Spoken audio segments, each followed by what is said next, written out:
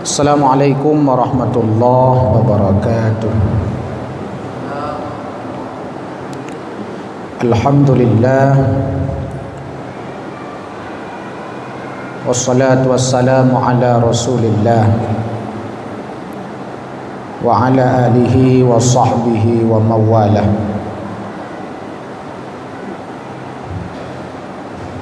Ashhadu an la ilaha illallah wahdahu la syarika lah wa ashhadu anna Muhammadan abduhu wa rasuluh. Raditu billahi rabba wa bil islami dina wa bi Muhammadin nabiyya wa rasula. Rabbi shrah li sadri wa yassir li amri wahlul 'uqdatam min lisani yafqahu qawli. Amin ya rabbal alamin. Bapak Ibu hadirin wal hadirat jamaah salat maghrib yang dimuliakan Allah Subhanahu wa taala. Malam ini kembali kita lanjutkan kelompok ayat yang menginspirasi Kiai Haji Ahmad Dahlan. Pertemuan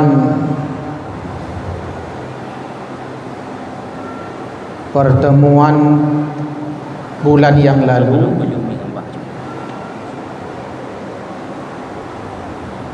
kita telah menyampaikan tentang kelompok ayat kedua yang menginspirasi Kiai Haji Ahmad Dahlan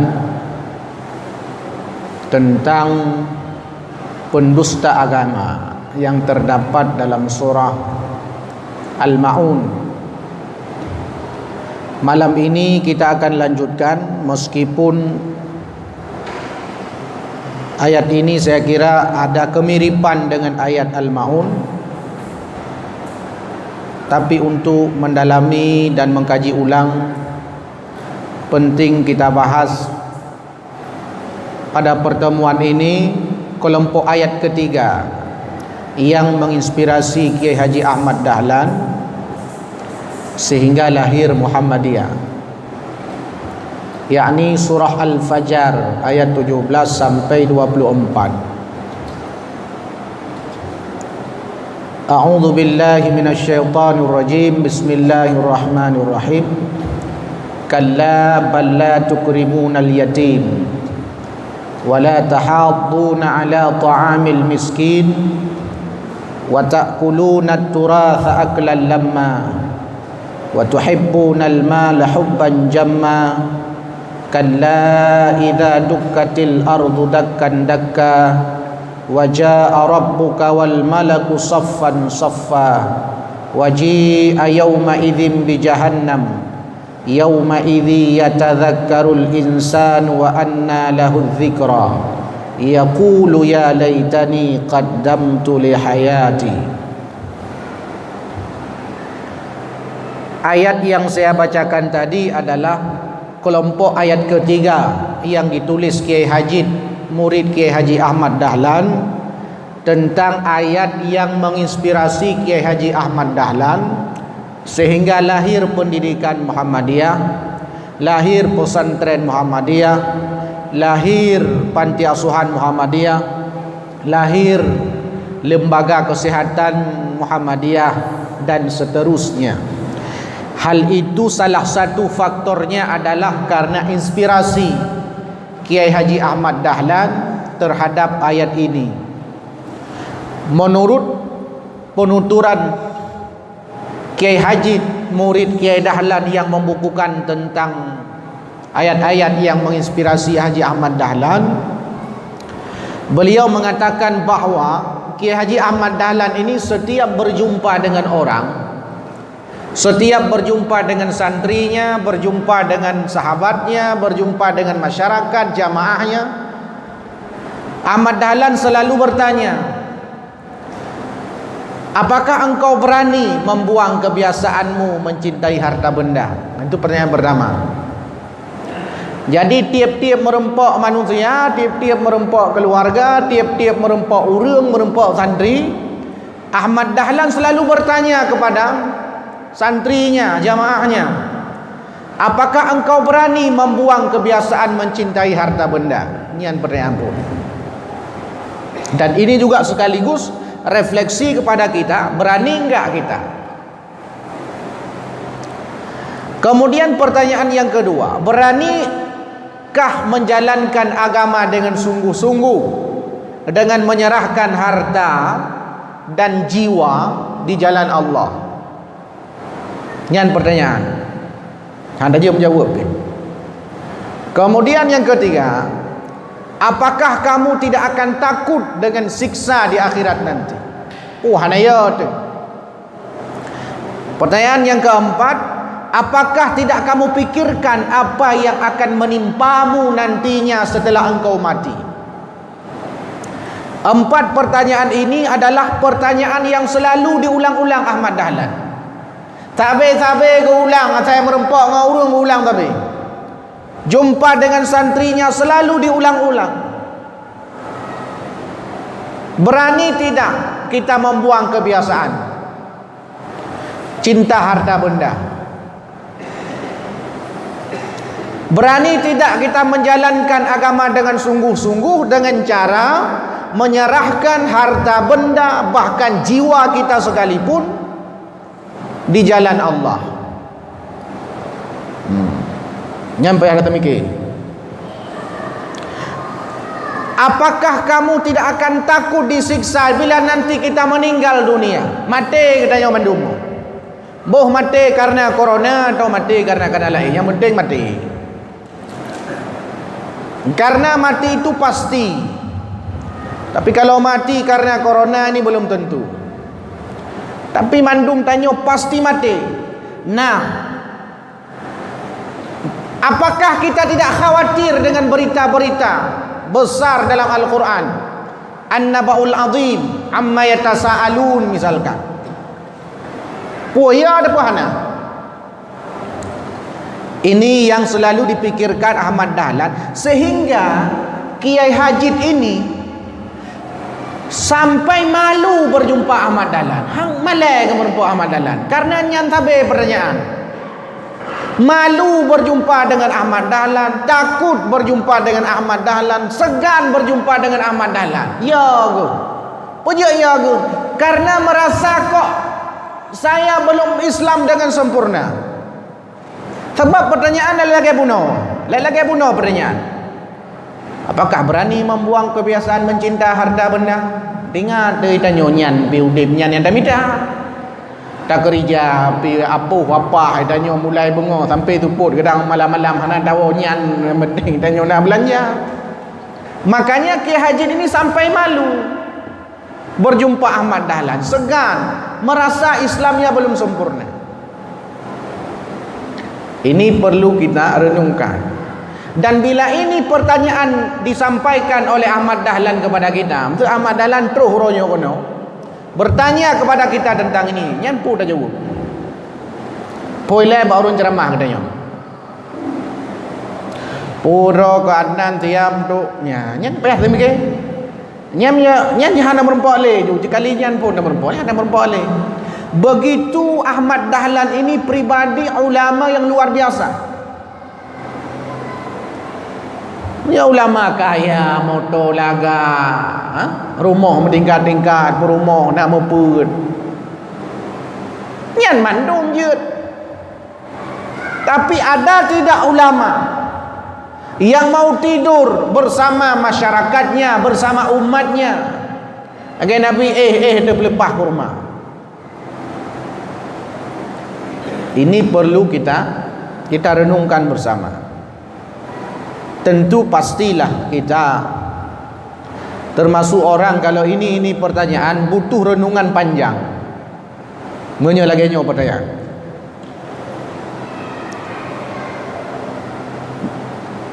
Maka gekun le urang Aceh, ulama jamun pijut-pijut.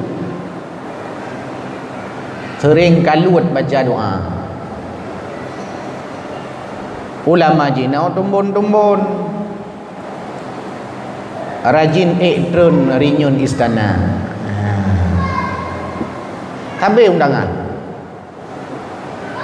Haim tajak tu undangan. Maka yang le gula darah mameh kadang-kadang jadi tungku-tungku tu. Ini penting untuk kita refleksi, minimal untuk pribadi kita.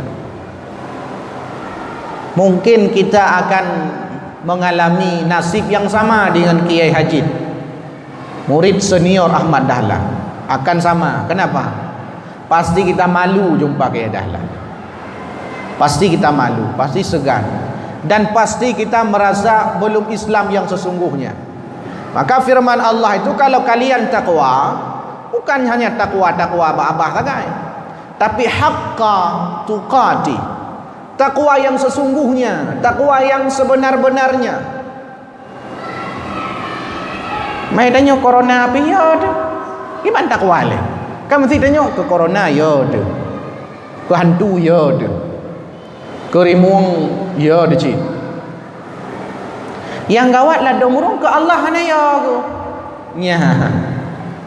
Hai tah bukti hana ya ke. Temayang hana. Merdeka hana ya ke.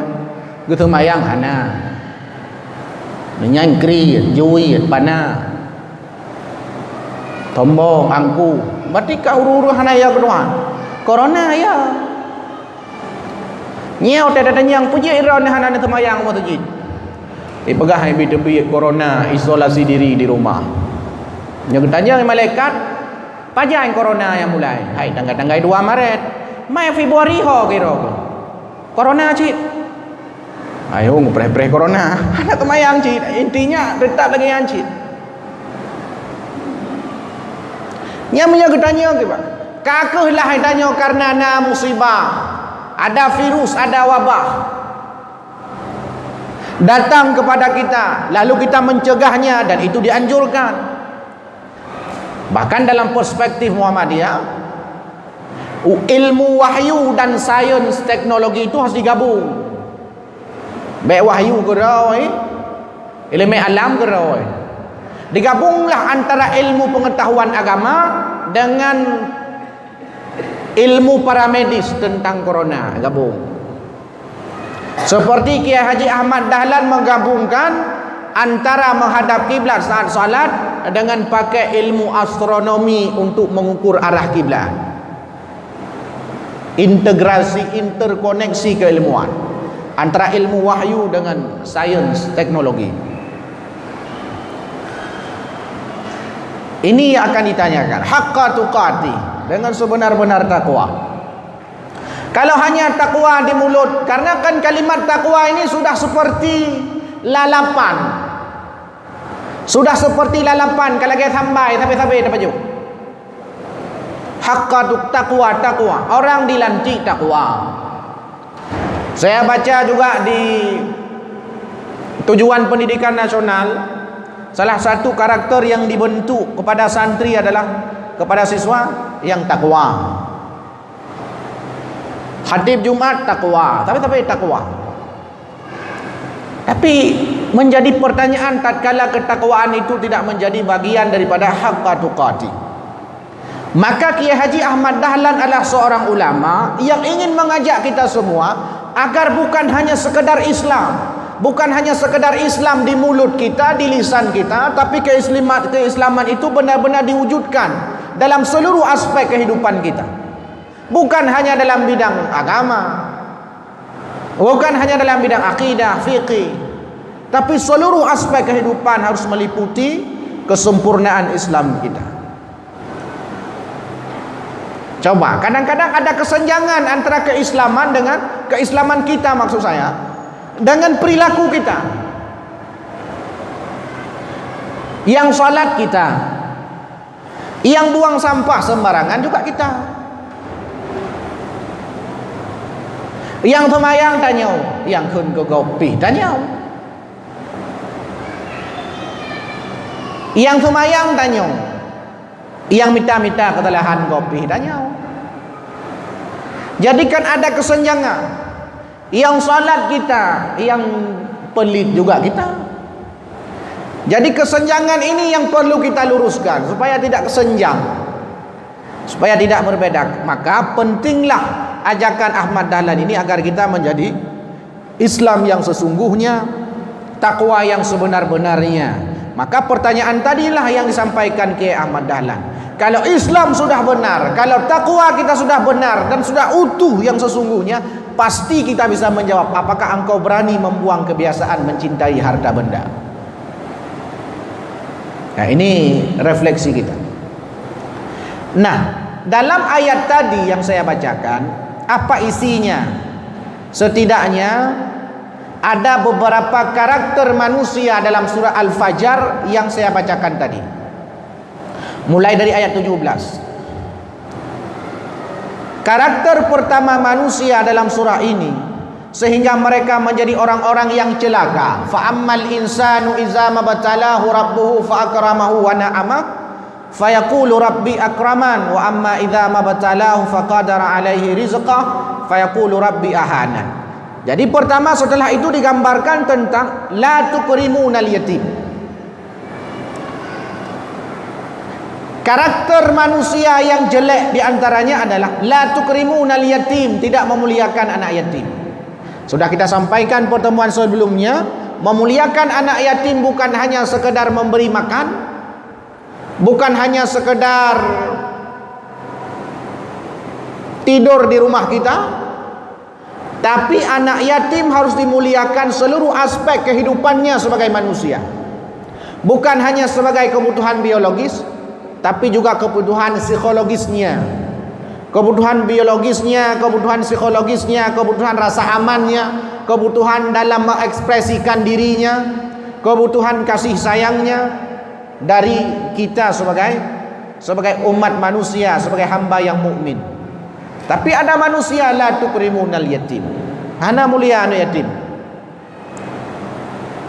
malah buka rumah manyang-manyang pagi, baik tama anak yatim dalam malu dia. Nah, ini menjadi apalagi la, ini sudah kita bahas sebelumnya, jadi saya tidak perpanjang. Kemudian la tahadduna ala ta'amil miskin, karakter kedua, tak pernah mengajak untuk memberi makan orang miskin. Jadi kadrau gah natong geju hanatong ibu urang ngatin gepakai gak pendau. Padahal dianjurkan, tahaddu, menganjurkan, mengajak orang lain untuk memberi makan fakir miskin. Kemudian apa lagi? Wa ta'kuluna turatsa aklan lamma, memakan harta warisan secara batin. Ini juga karakter buruk manusia. Sehingga ayat ini yang selalu digambarkan, ayat ini yang selalu menginspirasi Kiai Haji Ahmad Dahlan untuk memuliakan anak yatim, mendirikan panti asuhan, kemudian membangun kesehatan untuk membantu sesama. Yang kemarin sudah saya sampaikan tentang teologi Al-Maun, ada healing di sana, pelayanan kesehatan, ada schooling, pendidikan, ada feeding, pelayanan sosial.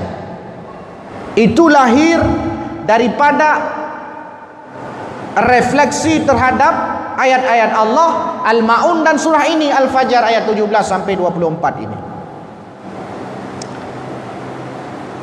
Memakan harta warisan secara batil, hak anak yatim dimakan dan seterusnya. Kalau bahasa hari ini mungkin memakan harta secara batil itu adalah hak-hak orang lain. Tapi jauh hak kau. Demi untuk mencapai kekayaan, demi untuk mencapai dunia yang fana ini yang lebih wah megah, lalu kita mengambil hak orang lain, menginjak saudara kita, tak cekak, tak kuagam. Ini menjadi merenungan dan refleksi, karena ini akan dipertanyakan. Kemudian apalagi karakter? Wa tuhibbunal mala hubban jamma, cinta dunia berlebihan. Cinta dunia berlebihan, padahal ini penyakit. Cinta dunia berlebihan penyakit. Mungkin Bapak Ibu hadirin yang berbahagia pasti ingat dengan sebuah hadis Nabi dari Thauban, an Thauban, dari Thauban, bahwa Rasulullah sallallahu alaihi wasallam bersabda, akan tiba saatnya kalian itu antada alaikum kama tada'al akalatu ila qas'atiha. Kalian itu umat Islam seperti makanan di hidangan. Lagi makanan tanya kepada Nabi. Lalu orang-orang memperebutkan makanan tersebut. Yang dari timur memperebutkan makanan itu, dari barat, dari selatan, dari utara, dari berbagai macam arah mata angin. Posisinya lambelangong, posisinya di hidangan. Begitu diperebutkan manusia ini, diserang kiri kanan, kelikut, diserang tanpa sadar, diserang kita kelikut. Bidang ekonomi diserang, akidah diserang, politik pula, seluruhnya.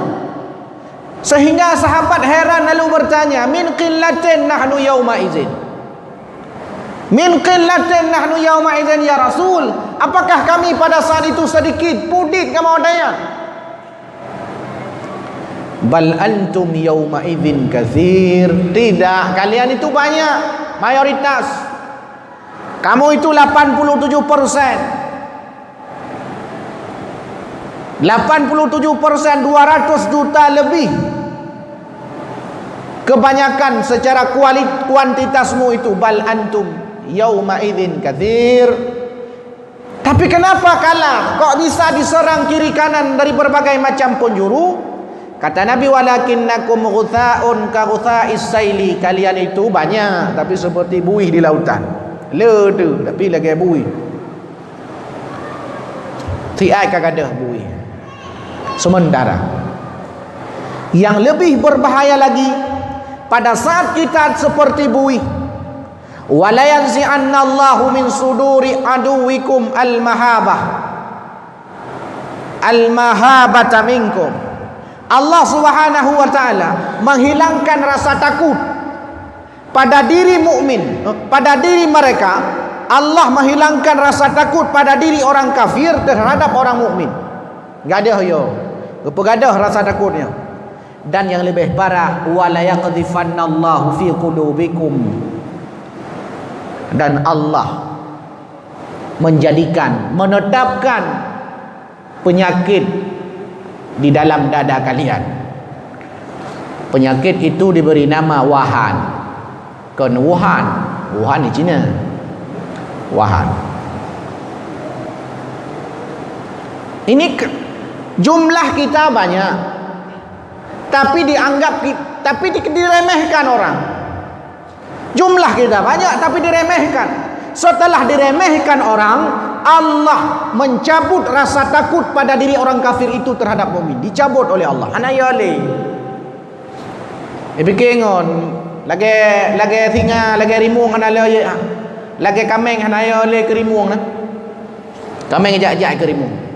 Sampai dah rimung kok mana ni ro ke. Biasa kaplung tak eulo. Hanaya.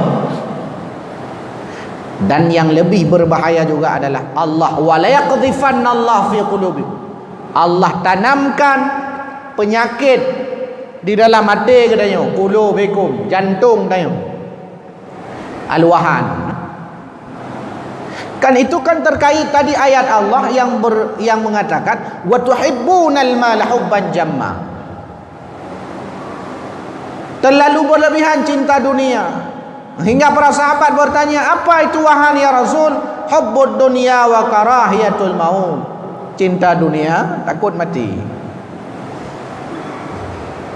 Tanya pasti ya ada mati mendung. Mendung dia ke mati.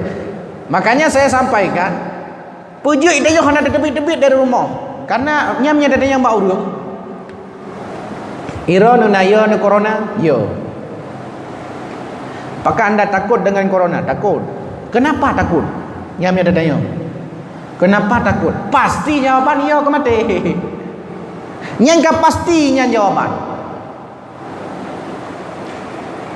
Maka nunggunya untuk menghindari supaya baik kenang. Kenyan baik kenang pejut. Hai baik kenang. Baik matilah. Intinya baik mati. Pujian ditanya ya tu mati, nyan boleh. Kenapa kita takut dengan mati itu? Padahal meskipun takut mati ya tetap mati. Tapi pujian ya dia mati.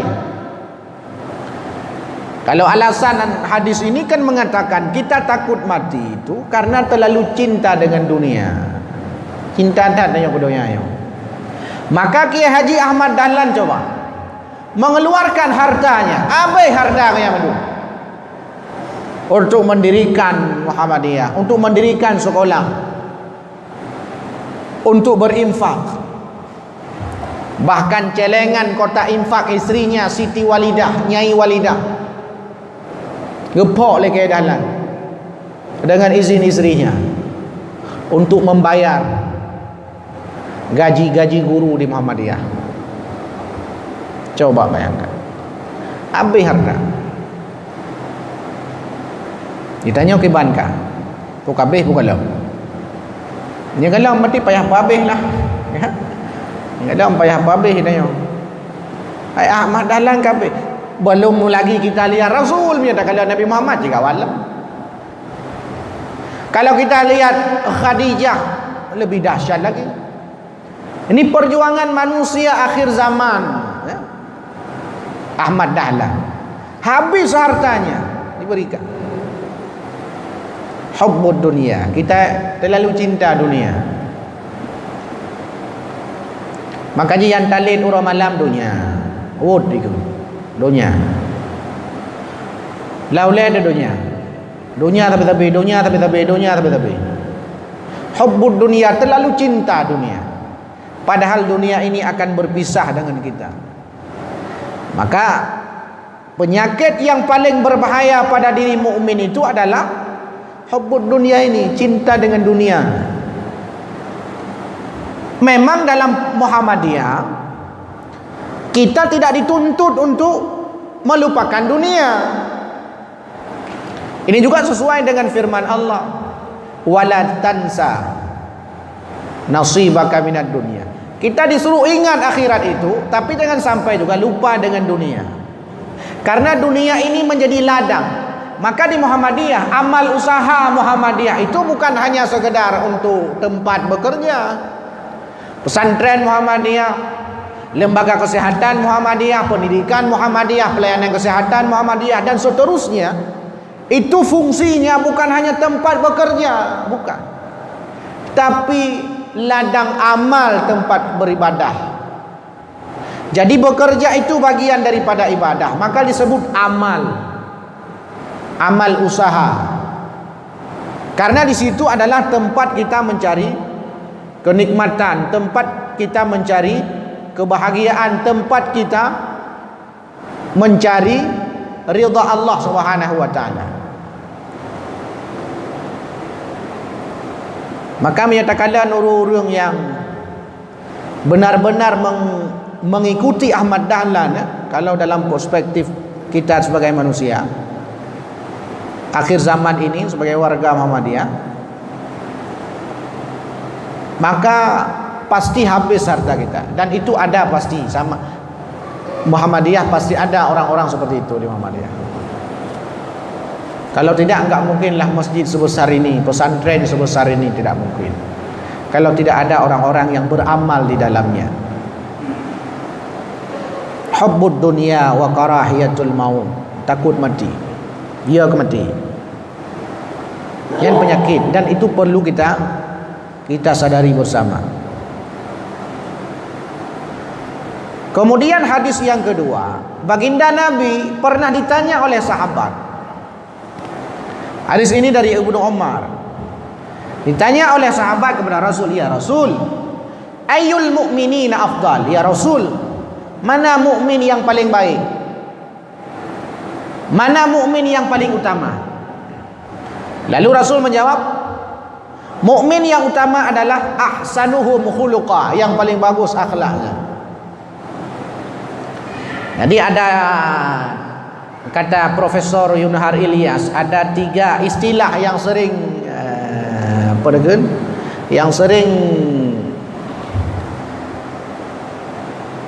salah persepsi manusia, pembacaan. Jadi menurut Bapak Ibu hadirin, ada akhlak, ada etika, ada moral, itu beda. Ada akhlak, moral, etika. Kata Profesor Yunahar Ilyas almarhum, ini beda. Ada bedanya, ada persamaannya. Mana bedanya? Akhlak itu melihat baik buruk. Akhlak itu lihat baik buruk. Kalau fikih lihat wajib, sunnah, makruh, mubah. Kalau akidah lihat hak batil, hak batil. Kalau akhlak lihat baik buruk, baik buruk. Nah, etika juga lihat baik buruk. Moral juga melihat baik buruk. Tapi Profesor Yunahar mengatakan yang membedakannya antara akhlak, etika, moral ini adalah standarnya yang beda. Standar beda. Akhlak melihat baik buruk, tapi standarnya Quran sunnah, Quran hadis. Quran dan hadis itu standarnya. Kalau etika melihat baik buruk, tapi standarnya pikiran manusia, dan itu subjektif sifatnya. Bisa saja baik menurut saya, belum tentu baik menurut Bapak Ibu. Tapi kalau akhlak pasti objektif sifatnya. Baik buruknya objektif. Kalau moral, baik buruk juga yang dilihat, cuma bedanya standarnya bukan Quran sunnah, standarnya bukan pikiran manusia, tapi standarnya adat istiadat masyarakat. Pilihan baik buruk. Contoh, orang makan dengan tangan kiri, makan dengan tangan kiri, maka orang ini pasti tidak punya akhlak.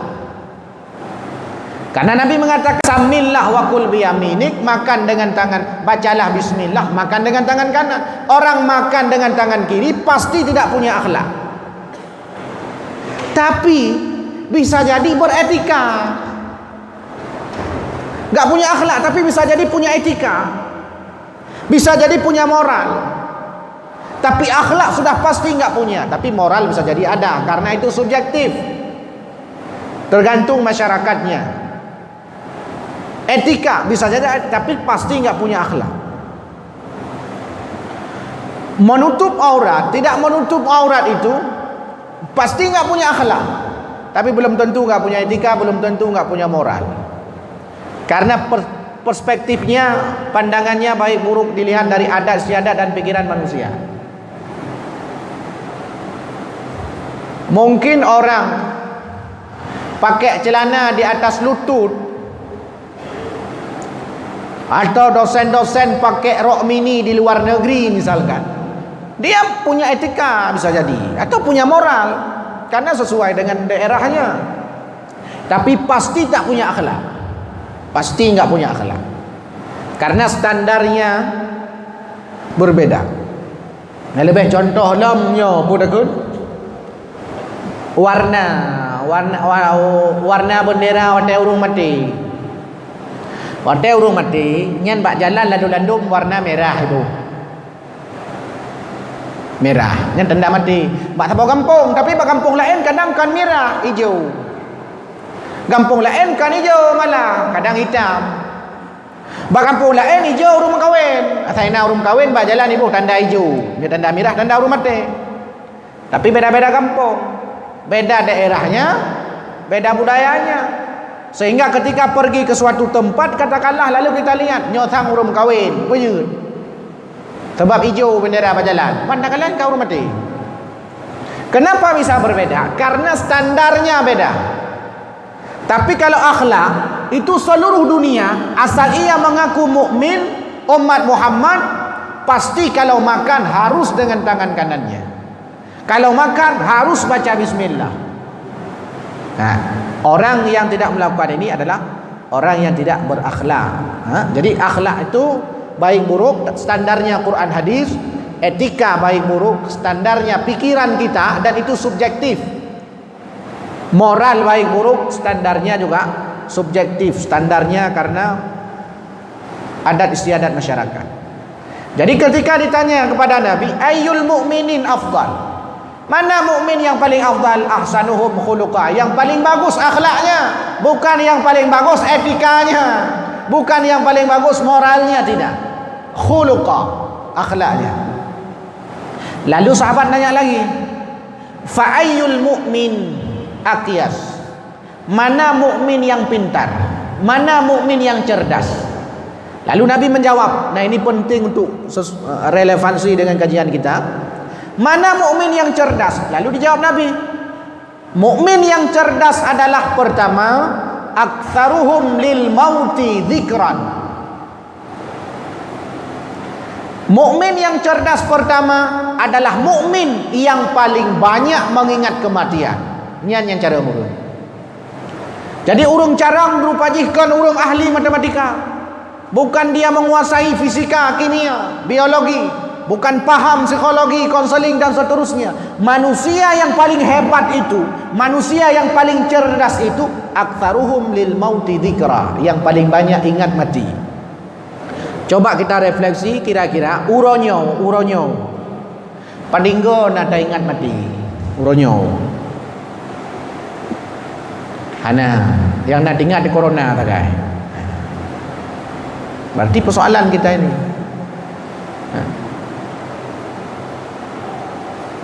Padahal Nabi mengatakan yang hebat, yang cerdas itu adalah yang paling banyak mengingat kematian.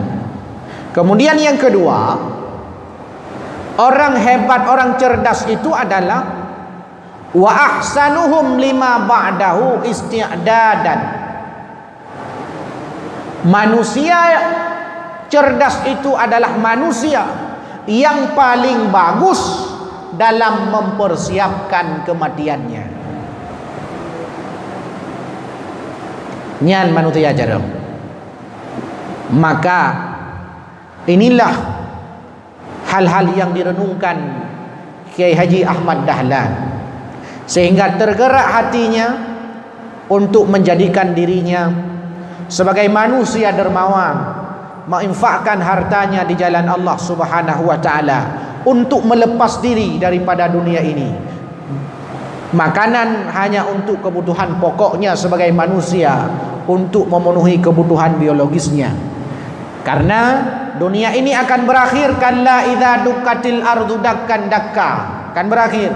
Wa jaa rabbuka wal malaku saffan saffa, waji'a yauma idzin bi jahannam, yauma idzi yatadzakkarul insanu wa anna lahu dzikra.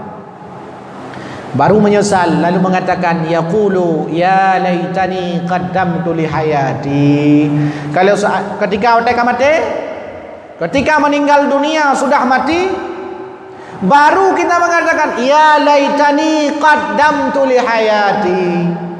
Seandai jih jamun wate udep ko infakkan seluruh harta yang nadilhu, kebun-kebun yang na di buluh, dan seluruh harta benda pupu yang na kecuali untuk kebutuhan pokok saja, pasti kehidupan akan menjadi kehidupan yang god, kehidupan yang cerah. Ya laitani qaddamtu li hayati. Ini perlu kita renungkan. Jangan sampai pada saat sakaratul maut seperti yang digambarkan Allah dalam surah Al-Munafiqun, Rabbi laula akhartani ila ajalin qarib fasaddaqa wa akum minas salihin. Ya Allah, kembalikan aku ke dunia sebentar saja, fasaddaqa, aku mau bersedekah, wa akum minas salihin, agar aku menjadi hamba Allah yang saleh. Penyesalan selalu datang di akhir. Bapak Ibu hadirin wal hadirat yang dimuliakan Allah Subhanahu wa taala, sebab itu ayat ini mari kita ulang-ulang, kita buka tafsirnya, lalu kita dalami, kita refleksikan, sehingga kita menjadi pribadi yang mulia, sehingga kita mampu menjawab pertanyaan-pertanyaan. Beranikah kita menghilangkan kebiasaan kita mencintai dunia ini? Dan ini perlu kita dalami dengan kesungguhan agar kita menjadi hamba Allah yang mau menginfakkan, mendermakan harta kita, diri kita, nyawa kita di jalan Allah Subhanahu wa taala. Amin ya rabbal alamin. Mudah-mudahan bermanfaat. Subhanakallah wa bihamdik, asyhadu an la ilaha illa anta astaghfiruka wa atubu ilaik. Assalamualaikum warahmatullahi wabarakatuh.